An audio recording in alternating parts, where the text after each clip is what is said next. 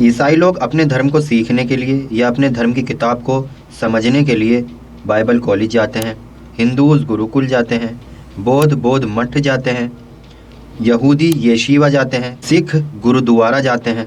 ठीक इसी तरह मुसलमान अपने बच्चों को पढ़ने के लिए, कुरान को समझने के लिए मदरसे भेजते हैं। लेकिन आपने सबसे ज़्यादा नाम मदरसों का सुना होगा न्यूज़ में, अखबारों में, लोगों के विचारों में कि मदरसे में क्या पढ़ाया जाता है, क्या पढ़ाया नहीं जाता, हिंदी इंग्लिश वहाँ क्यों नहीं पढ़ाई जाती, एटसेट्रा एटसेट्रा। आइए हम मिलकर समझते हैं मदरसों में क्या पढ़ाया जाता है। देखिए, एक क्लास होती है बच्चों की जिसमें वो अलिफ से या तक पढ़ते हैं, जिसे समझने पर उन्हें उर्दू और अरबी पढ़ना और लिखना आता है। ठीक उसी तरह जैसे स्कूल में A to Z पढ़ते हैं बच्चे। उसके बाद आता है नाजरा क्लास, मतलब कुरान को देखकर पढ़ना। जैसे A to Z पढ़ने के बाद बच्चे इंग्लिश पढ़ना सीखते हैं, ठीक उसी तरह। जिसके बाद आता है लेवल हाफजे का, यानी कुरान को बिना देखे पढ़ना।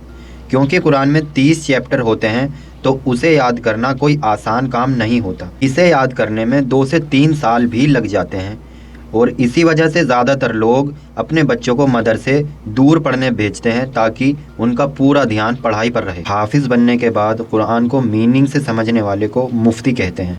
मदरसों में बच्चे सीखते हैं नमाज कैसे पढ़नी है, नमाज में क्या पढ़ना है, खाना कैसे खाना है, अज़ान रोज़ा कैसे रखना है, ज़कात कैसे देनी है।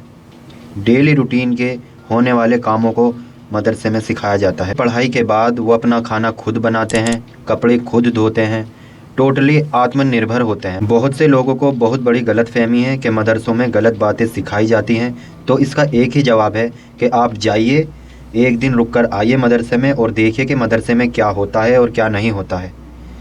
इसका जवाब यही है। आज के लिए इतना ही। 2 मिनट में कुछ नया सीखने के लिए फॉलो करें।